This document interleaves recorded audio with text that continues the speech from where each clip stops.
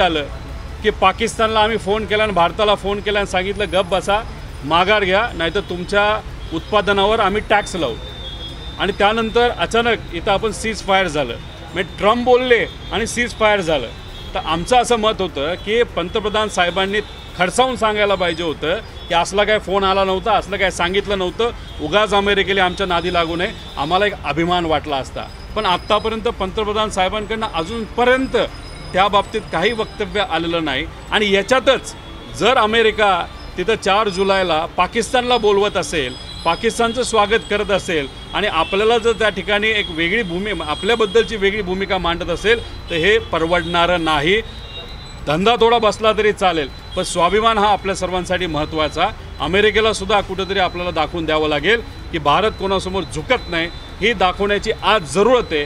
पण दुर्दैव असं भाजपच्या कुठल्याही कार्यक्रमामध्ये सिंदूर ऑपरेशनचं राजकारण केलं जातं, त्याच्याबद्दल भूमिका घेत असताना राजकीय भूमिका मांडली जाते. असं कुठं ते दाखवलं जातं की भाजपचे नेते बंदूक घेऊन पाकिस्तानबरोबर लढायला गेले होते. म्हणजे ही जी राजकीय भूमिका भाजपच्या नेत्यांकडनं आज राजकीय व्यासपीठावर घेतली जाते ती तरी बंद झाली पाहिजे. आणि अमेरिकेला थडसावून सांगितलं पाहिजे की तुम्ही जे सांगितलं होतं की आम्हाला फोन केला ना आम्ही शांत बसलो, हे अजिबात तिथं घडलं नाही. आणि हे जे पाकिस्तान आणि टेररिझमला तुम्ही तिथं मदत करत आहात, त्यांचं स्वागत तुम्ही अमेरिकेत करत आहात. आमच्याबरोबर धंदा तुम्हाला करायचा असेल, भारताबरोबर तुम्हाला काम करायचं असेल तर पाकिस्तानला घरी बसवा, हे थंचावून आज देशाच्या नेत्याने सांगितलं पाहिजे, असं आमचं सगळ्यांचं मत आहे. संजय राठोड यांच्यावरती आरोप लागत आहेत, काही विशिष्ट अधिकाऱ्यांवरती केली, त्यांच्या नियुक्त्या केल्या, काय होतं? कोण?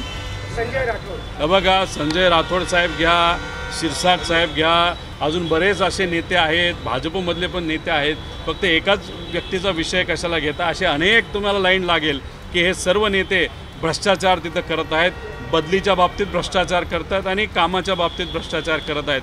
देवेंद्र फडणवीस साहेब 3 दिवसापूर्वी काय बोलले होते की या सरकारमध्ये जो कोणी भ्रष्टाचार करेल त्याच्यावर आम्ही बघून घेऊ. अहो, ज्यांच्या विरोधात भ्रष्टाचारांचे आरोप तुम्ही केले होते तेच आज तुमच्याबरोबर तिथं बसलेले आहेत.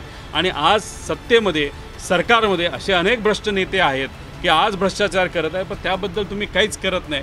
त्यामुळे ह्या सरकारमध्ये काय सुरू आहे ते एकमेकाची पाठ राखण करणं सुरू आहे, बाकी दुसरंही काय नाही. लोकांचं हित कुठेही मनामध्ये ठेवलं जात नाही.